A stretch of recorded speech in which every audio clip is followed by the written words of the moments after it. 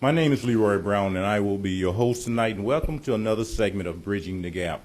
As you can see, we have some very distinguished people that are on the panel tonight, and they're going to be talking about something that is very dear to the community, and that is the FANS organization. But before I really get into it, I'm going to have each one of the panel tell you a little about themselves and how they're involved with the FANS program. And I'm going to start with Dr. Mitchum, and he'll start off letting us know, everyone know who Dr. Mitchum is, but he'll introduce himself again. So, Dr. Mitchum. Good evening. My name is Dr. James Mitchum. I'm the superintendent of Valley View School District. My purpose tonight is to support the new FANS initiative that has been spearheaded by Member Hanson, a school board member, and to do anything that I can to support this initiative throughout the district. Okay. Hi, my name is Crystal Hanson. I'm a school board member on the Valley View School District, and I'm spearheading the initiative since we had done some of this work at BHS, and now we're going to be taking it district-wide. Gina Gargaro, 7th grade dean at Brooks Middle School. I am the coordinator for FANS at Brooks Middle School. Dr. Jason Pascavage, principal at Jane Addams Middle School and former assistant principal at Brooks Middle School. Spent 7 years there involved in the FANS program and looking to bring it to Jane Addams. My name is Tom Fink. I'm the lead security officer at Bolingbrook High School. I conduct all the basic training safety for the FANS program. Good evening. I'm Michelle Boschnick. I'm the Community Outreach Coordinator for Valley View School District, and I'm a former teacher at Bolingbrook High School and worked on the FANS program. Hi, my name is Ken Hansen. I'm the lead pastor of Living Water Community Church, and I've been involved in the FANS program since its inception originally, when we had a student that was attending BHS, and so I've been a part of the FANS for a long time. My name is Jerry Basel. I am the director of Power Connection, a community organization, and have also been involved with the FANS program since its inception as a volunteer. Hi, my name is Annie Strickland. I've been involved with the FANS program since its inception, and I am currently a retiree living in Bolingbrook. I just enjoyed it when I was working with it, so I'm glad to be here tonight. I'm Anne Marie Skidlarek, and I'm a parent of 4 children, one currently attending Bolingbrook High School, and I'm a resident of Bolingbrook. Thank you. And as you can see, we have a very diverse panel tonight, so there'll be a lot of information that will be shared with everyone. But Ms. Hanson, tell us about the inception, how that got started, how the FANS program got started. Well, I was working on some of the leadership teams at Bolingbrook High School. I had 3 students that came through that high school, and as our youngest was a junior, I began to get involved with different organizations to help the teens in whatever way I could. And it was just during that process that the need arose in speaking with, at that time, Principal Jim Mitchum, and his desire to see more community members become involved in the high school and become a part of supporting our kids and being there for them in a multitude of ways. So I just felt that I, at that time, was not a Valley View School District board member, but had lived in the community for at least probably 18 years at that time, and felt that I knew enough that I could spearhead for our high school and begin to get parents and community parents rallied around that cause and begin to try and help fulfill the desire that Principal Mitchum at that time wanted to see our community become more familiar with BHS and our students, and to both show that students, what they were doing in the schools and how different good things that were happening, as well as just realizing that it really does take the whole village to raise our kids, and wanted more involvement in that. So at the beginning then, I just began to take the measures to get the word out and to encourage people to come alongside and begin to do that. Now, Dr. Mitchum, this was a vision of yours of having other stakeholders inside the school themselves that had the same vision pretty much that you had with helping students get to the next level. Can you tell us, because I know you really got into this, and where it is and where it's going, where you'd like to see it go? Well, at the height of the FANS program, we had over 100 volunteers that were at Bolingbrook High School at different times. Our vision for the FAN program is to just try to support our students in our schools across the district in a way that would ensure that they stay on the path to achievement and are prepared for a post-secondary life. We all know that the greater the input from the community, the greater the involvement in the community, the greater the success of our kids. The more parent involvement, the more community involvement, the much easier it is for the district to support the education of our kids. So we really would like to see as many of our community members and our parents involved in our children's education through this FANS program, because it can provide a myriad of supports through tutoring and through security and through mentoring and those types of supports. So we really would like to see, again, the FANS take off at every school in the way that it did at Bolingbrook High School in 2008, because in so doing, we're sure that it will support the achievement of our children. Now, we know when you first had the vision to getting the FANS program off the ground and running and getting, what were some of the opinions of the stakeholders that actually you were gearing toward and to for this FANS program? Because no one had never heard of FANS. First, what does FANS stand for? FANS stands for Friends and Neighbors Supporting Students. And I think the opinion of many of the volunteers was very positive coming into the school. They just wanted to help. As you know, that many of our schools, because we are such a diverse district and a diverse community, that has its positive and its negatives.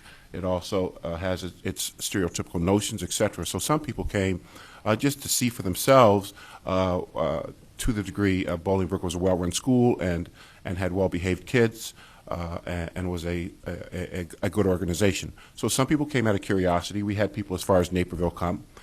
Some people came because they genuinely wanted to support, but I think all of the volunteers who came to our school at that time came away with the understanding that we have good kids who want to learn like any other community. We have good educators who want to support our children, good administrators who want to support our educators, and they wanted to be a part of that. Wow.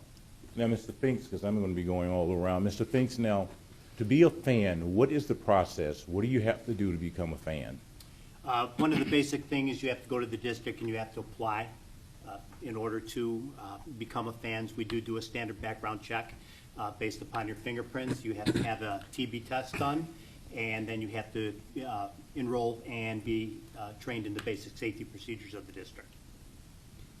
Now, usually when someone wants to be a fan and you tell them the process you have, is there some reluctancy for them to do it, or they're volunteering and say, hey, it's no problem? There's always some reluctancy when you start talking about safety procedures for the district.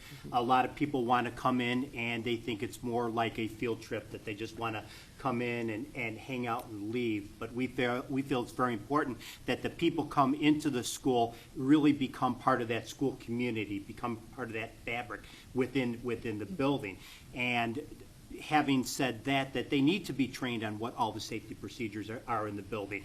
We need to ensure, for their safety and the safety of students, that, for the example, if they were doing a fire drill, that they're familiar with fire drill procedures. If we're doing a shelter-in-place drill, that they're familiar with those. And in case we do have a live event, such as a real fire, or alarm goes off, that they know how to conduct themselves as act. Some of the other things that we stress, just like anything, is being as professional as possible. Also, we have a lot of conversations about confidentiality, which is very important.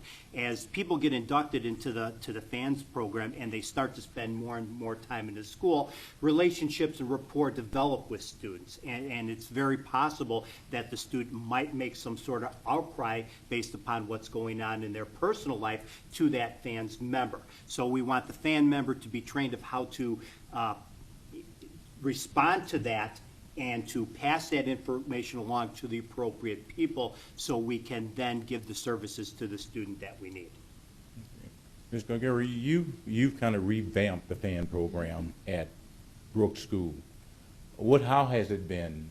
And I think you've had, what, about 3 trainings or 2 trainings now? Yes, when I worked at Bolingbrook High School, that is when the FANS program had started. So when we were meeting together with our building administration team, we were just trying to think of ways, too, of bringing the community into Brooks. So I did reach out to Fink and Dan Laverty, who's over at Humphrey now, for support on how to get it started.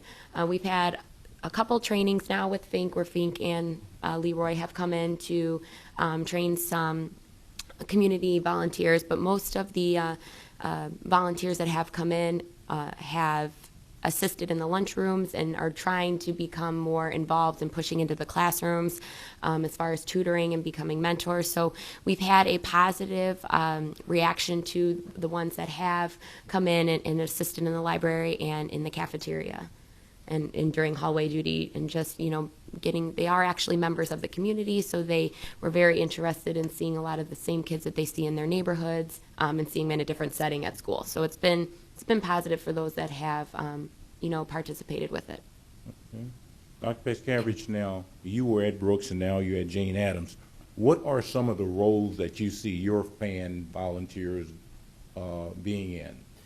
Yeah, we're looking at this beyond your basic PTG or beyond our Jabra or band boosters, looking for this to be mentors in our community, similar to how we've brought you in, Mr. Brown, how we've brought Franklin Harris in, how we've brought Pastor Quarles in. We've brought these individuals into our school to help our kids, because we know that relationships with adults, meaningful ones, they end up equaling academic success. That's our goal with the FANS program, beyond the AM, PM, and lunch duty. If we can get talented Bolingbrook individuals or Romeoville individuals or surrounding people to come and support our kids with their unique talents and abilities. And how has it been so far, just trying to get it started at Jane Addams? Yeah, we're in the early stages. Brooks is a little bit ahead of us. But once again, we've been leaning on our job, our band boosters, and our PTG. And we have a few members already that have decided that they're going to take the membership charge at our school. A couple parents under board member Hanson's leadership. And we'll move forward from here. Okay. Now, Ms. Michelle Bossing, now, in your role as a community outreach coordinator, you work with at-risk students. What impact are caring adults have in the lives of those youth? Now, you're going to be working in different roles. You're going to be working in mentoring, you're going to be working as an outreach student, because you're all over the place.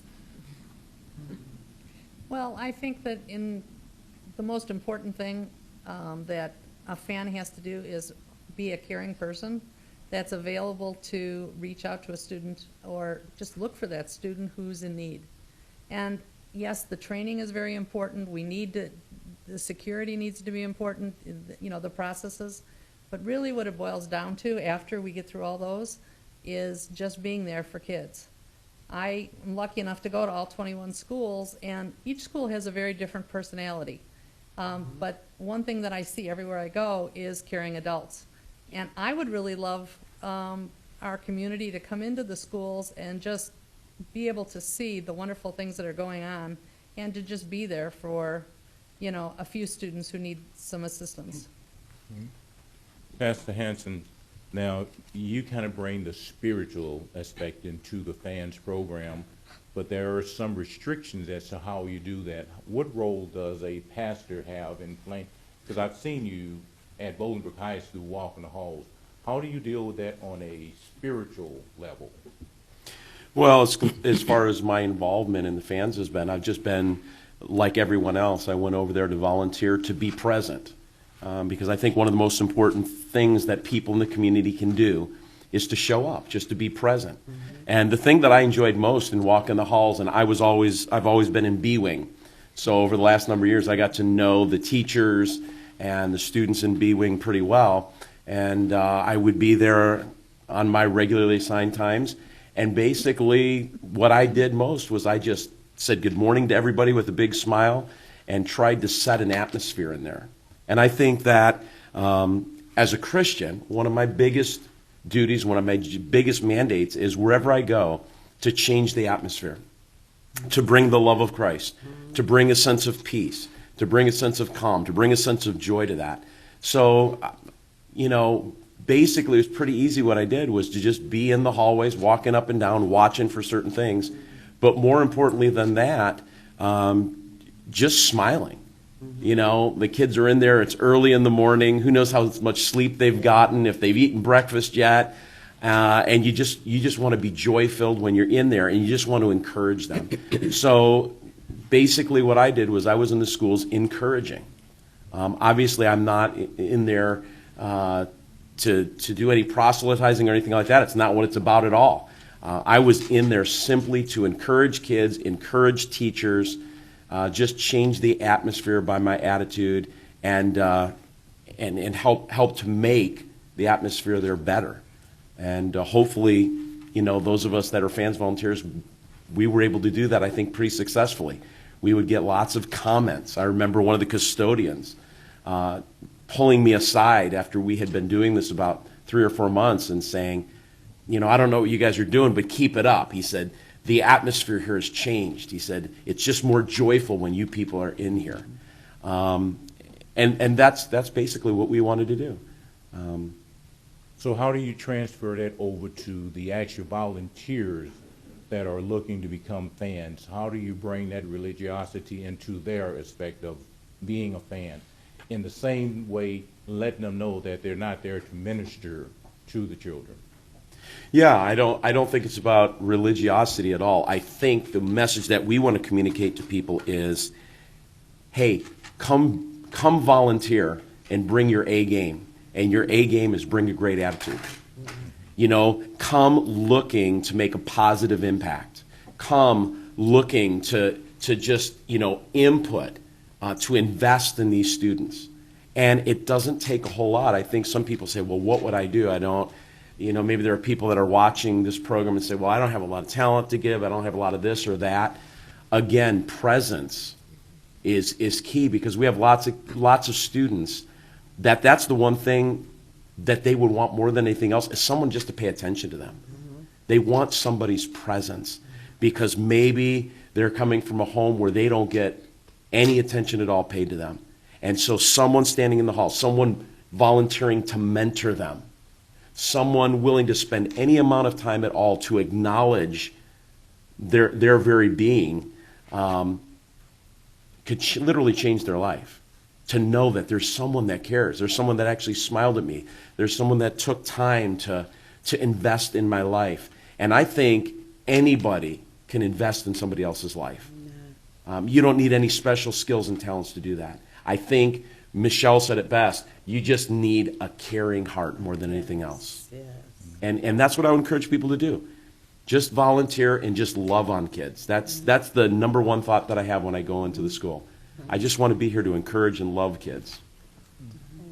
Mr. Basil, now, you've been here since its inception as well. What were your expectations for the fans program, and where did you see it going? I was, for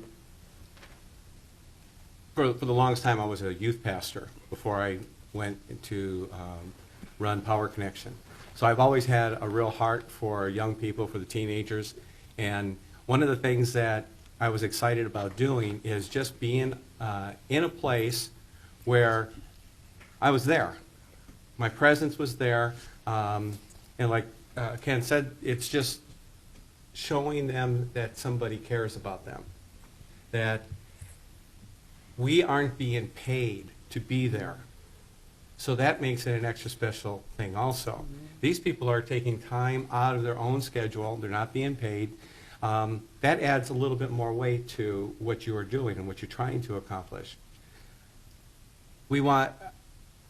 People always look at what our school district is by the news. And the only time you get news about our school district is if something negative is happening. But becoming a part of fans, it totally blows that away, because you're actually in that situation and you realize the news is wrong. We have a great school district. We have great students. And to be a part of that and to see it firsthand, I walked the halls a lot, and sometimes it got pretty boring. because you're always thinking, well, I'm here to help security, to be extra eyes and ears for the security. But I never had to do anything about it because the kids were great. And by walking back and forth, once again, you're there showing that you care, that you are an individual from the community that's there showing you care. And, kids are going to be kids, but when they see you walking the halls, and we all have a special vest that we get to show that, yeah, we are a fan, and we're here to support you. So showing kids that you care is going to make a difference in their lives. I think that we're willing to accept any and all people that want to volunteer, and it's really truly based upon what their comfortability level is. We have those people that come in that might be timid about getting involved in the program, and like you said, they want to start out and they just want to stand in the hallway and wave to the kids and give that morning or evening greeting when they're leaving for the day. But as they get involved in the program and the program transitions, what I find out is there's a small window when they're working with me in the school, a 5-minute passing period, or before or after school, in which they can interact with the students. And then what they usually come to me then after they've been involved in for a while, and they say, we want more. And I think that's a good segue for them to truly then start to get involved with a lot of the mentoring programs that we have to really take their interaction with our students to the next level. Ms. Strickland, you've been there from the inception as well. When your first knowledge of the FANS program and you got involved and you were in the school, what were your expectations? What were you looking for when you walked those hallways, and what did you see? Well, basically, what I was looking for was just the opportunity to show a look of caring in my eyes so that they could see that. I remember a young man who thought he had failed a test. This was during the early parts of when we first started. And I was standing at the door, and because of a spirit of discernment, I noticed that there was something going on in him. I didn't know what. And so I said, I hope you have a good afternoon. So he said, well, I don't know. I'm a little upset right now. He just started talking because I said something, and, he had somebody to talk to. And he was going home to an empty house, and he thought he had failed a test that he had just taken. But I heard him, and I just said, you know what, don't worry about the test until you actually get the answer. I said, and even if you did, maybe you can talk to your teacher, to get, some other way you can work it out. I said, you never know, just be positive. And I know you have to go home to an empty house, but do what you can while you're there, I said, and know that somebody loves you no matter where you are. And just to give him that moment of encouragement, was, the difference in his aura when he walked out of the door than when he was coming towards me, it lifted my heart. So I didn't talk to all the students, but I knew at that moment that he needed something. So I would just say, hi, how you doing? Have a good evening, that kind of thing. But some you could tell when they were really, down under, kind of thing. And so if they said something to me, I would say something back to them. So that was, that's where my heart is. I love making or offering the opportunity for people to get outside of that downtrodden road and to walk, with Christ, even though they may not know it's Christ, but they're walking with Christ because that burden will be lifted. Other than that, is just to I talk with the teachers. Some of them was just so glad to see somebody out there. It was just an overall experience. They would come sometimes and say, "Well, thank you so much for being here." So it just opened up my heart, and I saw a change in some of the students. There were students sometimes who would come in the hallway, them and their little girlfriends or whatever, and they'd be all, after they saw me for a couple of times, I wouldn't do anything. I'd just look at them, put a smile on my face, and after a few weeks or so, they'd come, and they get to where I was, and they straighten up, and they kind of catch each other by the hand and just walk down. They wouldn't be all that lovey huggy stuff. And so, it just touched me, as I said, and I loved it. I enjoyed it so much. And I'm gonna let you pronounce your last name. Skudlarek. Good Lord, I want to go there. Okay, now, I know you have children that's in the district, and you have a different viewpoint as to where the fans is in your life. Yes. Well, I was part of the beginning also. And I initially got involved because of my son who was about to go into Bolingbrook High School, and I heard a lot of rumors, maybe some media about some negative aspects of the high school. So I was very concerned parent, and I wanted to check it out for myself. So I decided this opportunity presented itself, and I decided to participate, and I was pleasantly surprised. I was very impressed with the security and the teachers and the students. I was bored, actually. There was nothing going on. There was never any problems. I was a little disappointed, actually. On some level, I wanted to see some action, but there was nothing. It was a great school, and I was happy to be part of it. Now, Dr. Mitchum, she kind of hit some aspects of it right on the head. As a number of people I've heard say it's boring to be a fans person at Bolingbrook High School, and I'm sure they get in the other schools, Brooks, Jane Addams. Now, this all stems from something that might have happened negatively in the school, but you made a spin and turned it to be positive in the school by bringing the fans in. How did that go? How did that? Again, our district suffers many times from people's perception as to the safety of our district or the types of kids that we have in our district, and we just resist that notion. We don't believe it. It's not part of our belief system, and usually those people who have those perceptions probably haven't stepped foot in our buildings. They just hear things from people who may have a perception about, again, our kids based on maybe their demographics or their socioeconomic status or something of that nature.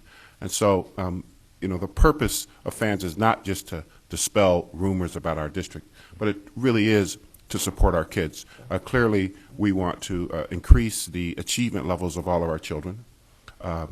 The research indicates that the more that the community is involved, the more that the parents are involved, the greater the achievement for the kids. And so we just want to ensure that our kids are emotionally and socially supported. Our kids are academically supported. We want to circle our teachers with as much support as we possibly can so that they can focus on their primary task of delivering instruction meaningfully, engaging in a way that kids will learn. And we just know that by increasing the adult presence in our buildings with caring individuals within our community will serve that purpose. Ms. Hanson, starting up, spearheading is getting it back all together again. How has that been, and what success has it been up to this point? And where do you see this going? I mean, I know we're talking about putting it in all the schools at some point, and you want to survey some of the schools and see exactly how they're using the fans. How is that all working out for you? Well, I think initially, as you heard from Jason as well as Gina, that the impact and the imprint that our first initiative made was still actually brewing all along, even though through leadership changes that happened at BHS and that transition where the initial program was started and went very well, went through some changes and kind of pulled back a bit. The embers of what was there have stayed lit all along. And it just came back around that let's, in having some talks and discussions, is let's take this district-wide because when we did start at BHS, even at that time, Romeoville High School was, well, what about us? Let's bring some things here. And we did small initiatives there as well. So it was just, it's really a more natural initiative to do it from the administrative level and say this is what we're doing in our schools. And as we put that out there, It's been extremely favorable as we have the majority of our middle and our high schools involved with having with the principals behind it, which is very important to have your building leadership behind that. And then what I've done is I've asked each of the building principals to designate a building liaison, which is somebody inside the school, a dean or a teacher, someone that they felt would carry the heart and the passion of fans for their school. Because each of our schools is really a community school. It's surrounded by certain streets and the family members that come there. And I know when my children were at all of the schools in the district, I owned that school. I owned participation in the programs, showing up for all the different events. And I think that's what our community members want to do. And they need some more avenues to do that. So I think this offers opportunities for each school to implement the FANS program according to their needs. And each of the principals can speak to their teams, can speak to their teachers, and even to their parents.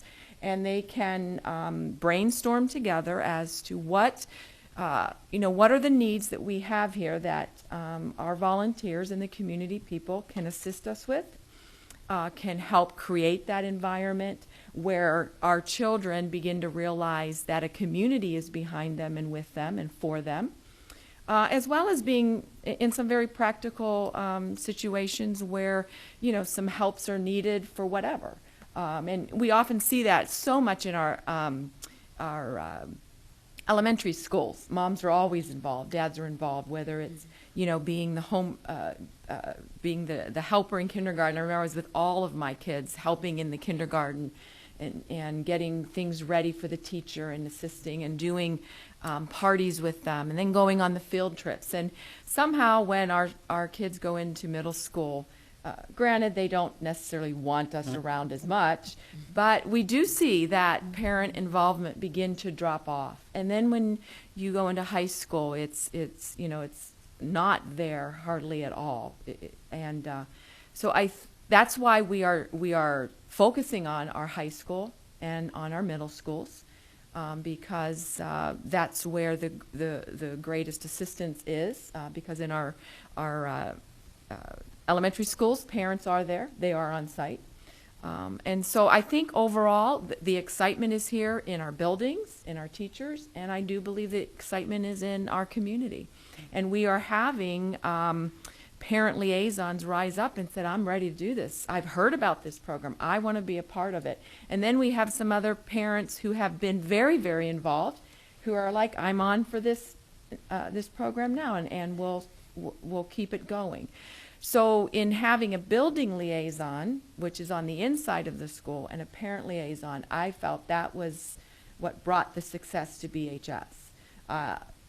Principal Mitchum at the time and I worked to find out what do we want to do for BHS. He passed it off to one of his deans, and then I, as the parent liaison, rallied the community to come, and I said, here's all the people helping after they went through training.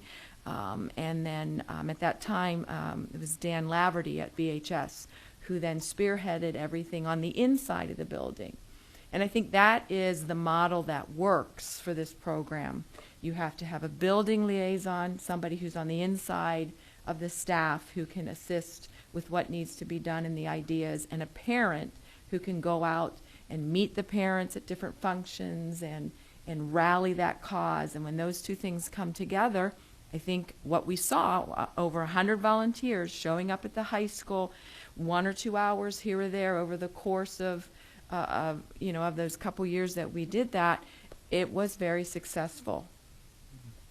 Mr. Fink and I went to a conference yesterday in Arlington Heights. One of the ladies that lost her child in that Sandy Hook shooting made a very strong statement as to what we're talking about today.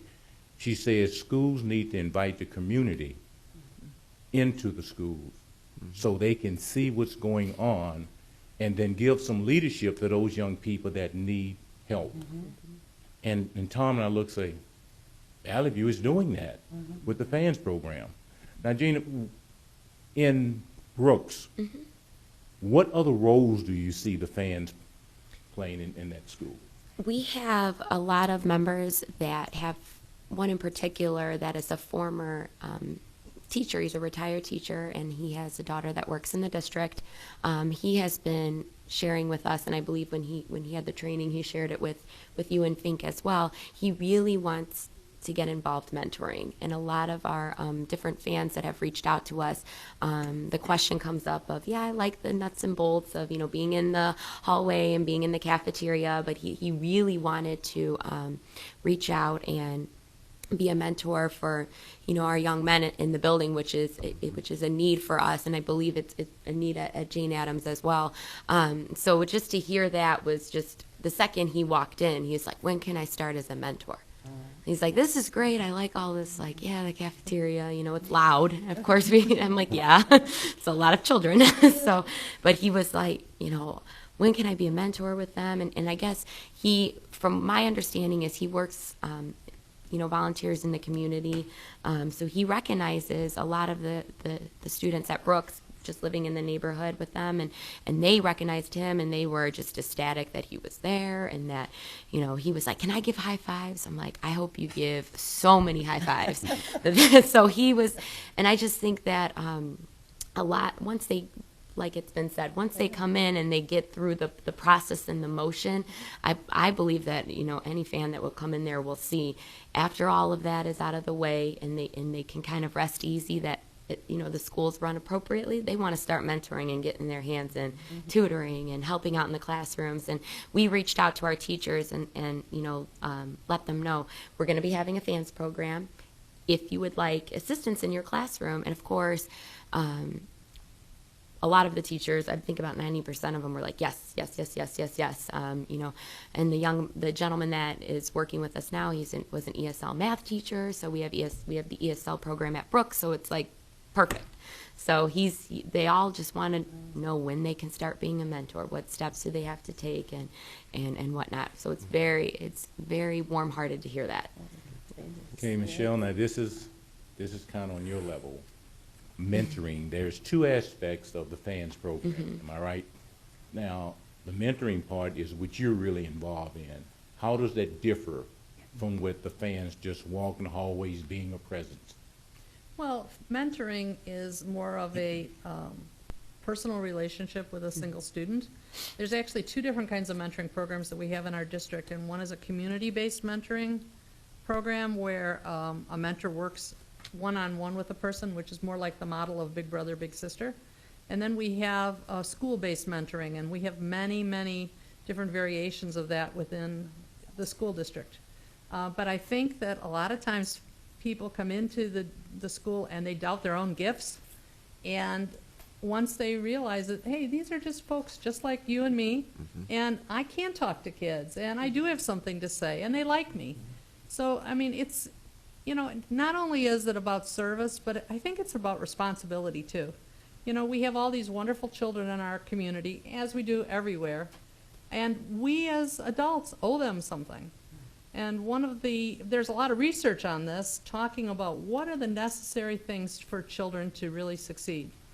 And one of the more simple things is called the 5 promises, and I'll just share those with you. The first is to help and guide, have the guidance of caring adult relationships. Just by being in the halls, you're providing that. Having safe surroundings. The fans program is helping with that too, because there's more eyes and adult vision. The third one is effective communication. If kids feel secure and feel happy, they're going to do a lot better in the classrooms. And by setting the mood, like Jerry said, in the hall, that makes a big difference. The fourth one is students need to understand about opportunities to serve others. And by us showing them how that works, because sometimes people have never had that shown to them, why it's so important to give back to your community. And the fifth one we don't cover in fans yet. That's got to do with healthy childhood. But we handle that in a different way. But mentoring is very important. We're going to have a strong push on it in the fall once we get other things set up as far as fans are concerned. But there's plenty of opportunities for everyone.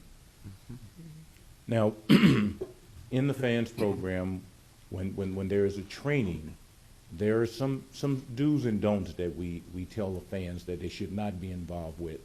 From the spearhead, and I'm gonna get the, Mr. Finks on the do's and don'ts. But, Dr. Mitchum, what would you tell the person coming to your office and says, I want to be a fans program and I'm in the fans program, but there's so much I want to do with the kids. I want to show them that there's a better life out there. I want to counsel them. What would you tell that person? I wouldn't discourage their enthusiasm whatsoever. I would encourage them to use our program as a springboard for being able to support kids in the manner that they see fit. Clearly, there would be some parameters surrounding that, but I would rely on the training to help fans to understand what it is they can do and what it is they cannot do in their thirst to support our children. Ms. Hanson, you want to piggyback off of that? Because I know when you first got into it, you had some very strong do's and don'ts because you wanted the fan program to work, and you didn't want an enthusiastic person, which would be good, but you didn't want them to do something that would cause them a concern. And that was primarily, coming from my profession as being one of the pastors of our community. And while we want to show our care, our concern, our support, I did draw some very strong lines of this is not the place that you verbally share your faith and your beliefs on your faith. This is a place that we live that, and through our smiles and through our compassion and through encouragement, we support our kids in that manner. And so I think that was, those lines were set very strong, that this was about being a very strong, encouraging voice that smiled as our different ones who were involved, that was where it stayed. And I think it did turn out to be very successful in that manner. Yes, Michelle. And I think that a lot of times people are reticent to join as far as mentoring. For that reason, too, they're a little concerned about what the do's and the don'ts are. Don't be afraid. There are specific guidelines, and it's a lot of it's just common sense. But there is training that goes along with it, and we will make sure that you always have somebody that you can contact if you run into a situation that you don't know how to handle or you're not comfortable with. But, just trust your instincts and trust that we will make sure that you're trained properly. Spinks, in your training, you have a very extensive and training program for the fans. In your training, what is one of the most important things that you would tell a fan member that all of a sudden tomorrow they're going to be in one of the schools? What would be one of those most important factors? I'd have to tell them to fear not. Once they get into the school, they will be assigned someone to assist them to get them through what their daily operation is going to be. Example is when you come into Bolingbrook High School and you're going to be in our hallway, you're going to be assigned to a security officer who's going to help guide you through the process. That we're not going to put anybody out there, by themselves to try to figure out any situations. They're there to be supportive, be that friendly, glowing face that we want everybody to see. And if they do happen to see something, because there's no school without some form of incident, that they look, they listen, and they report. And those things that they report to the proper, people, so we can, in fact, facilitate what the next step needs to be.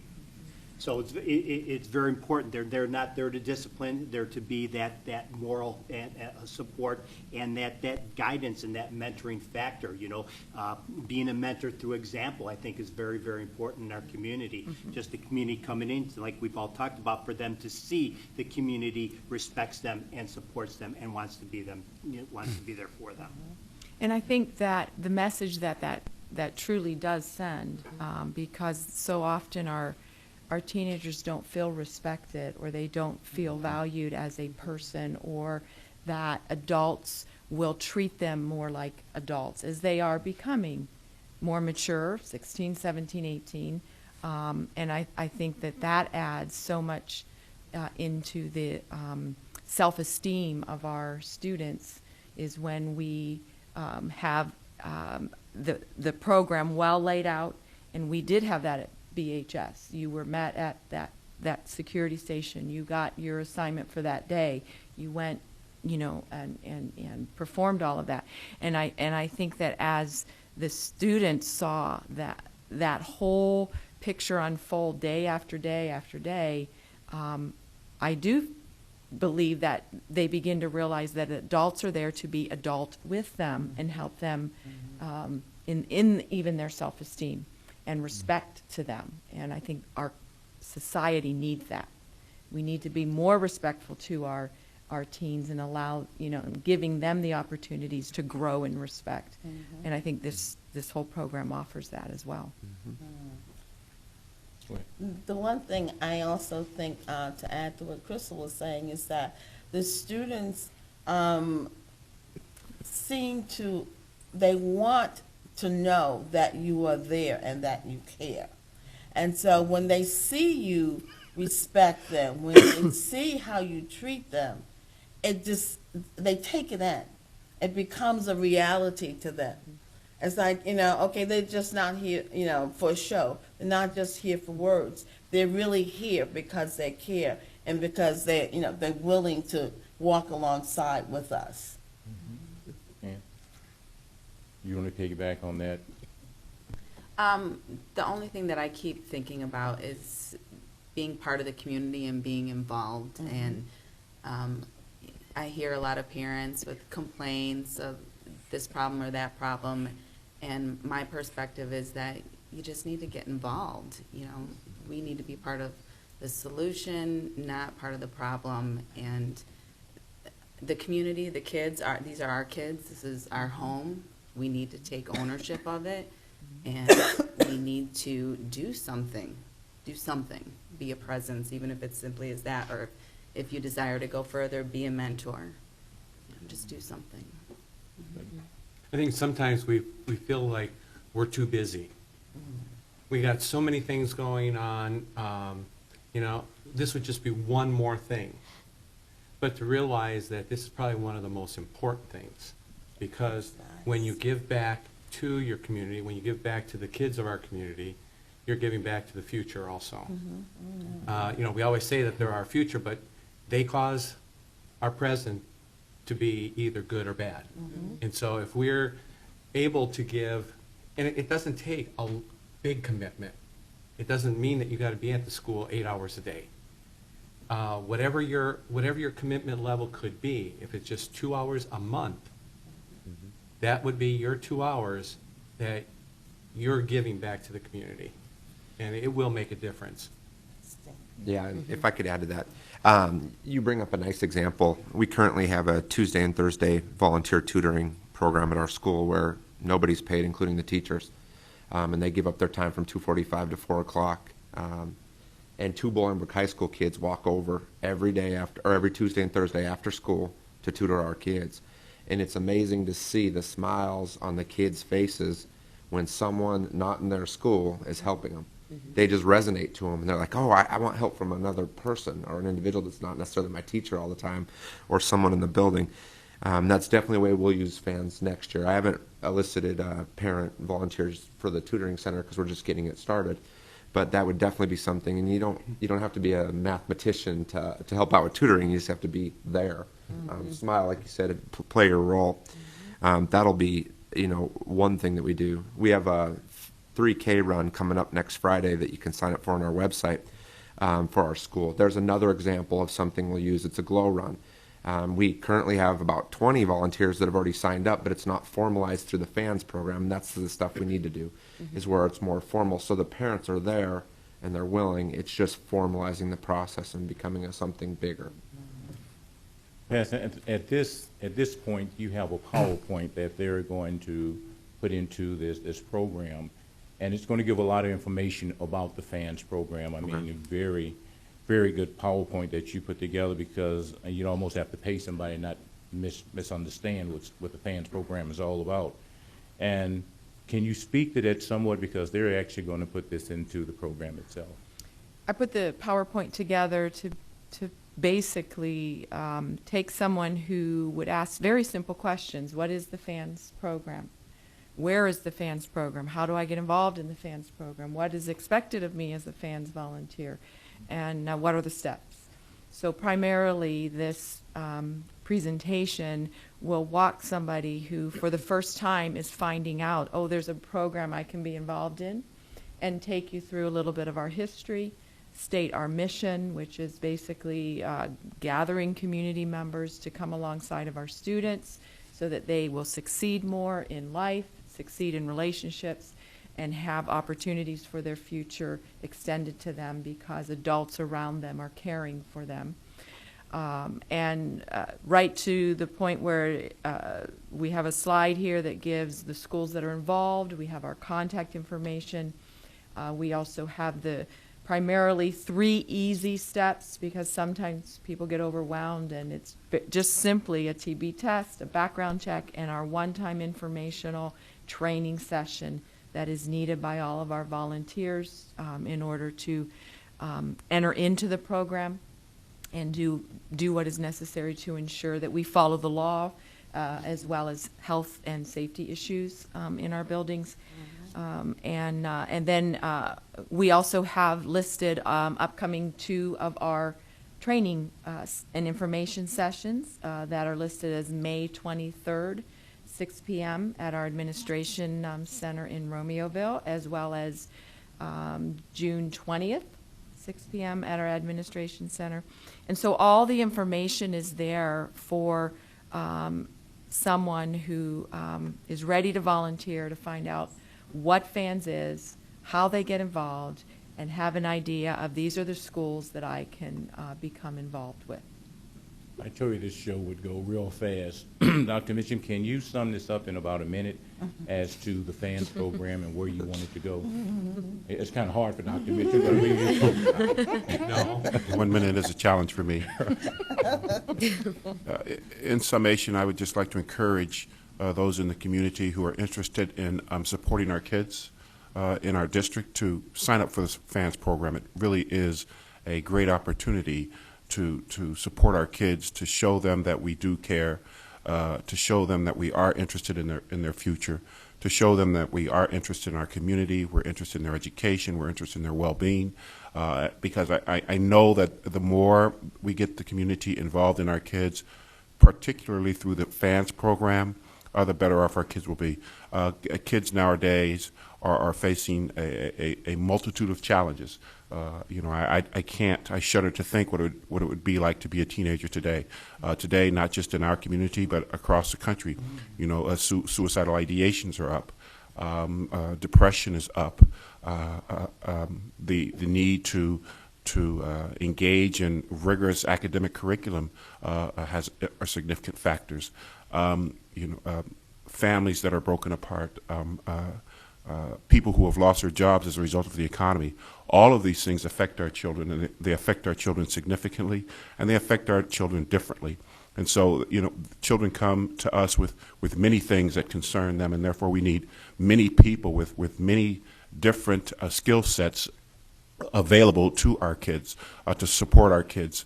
And I think that if we can do that, all of our children will be better off for it. I just encourage everyone who's listening to support our FANS program, to sign up for our FANS program, and to become a part of the solution.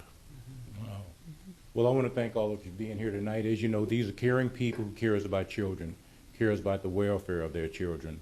So thank all of you for being here, because this is very important. Thank you, Ms. Hanson, for spearheading this, and thank you, Dr. Mitchum, for having this vision that gets people back involved in helping kids. And this is Bridging the Gap. My name is Leroy Brown, and I am your host for tonight. Thank you.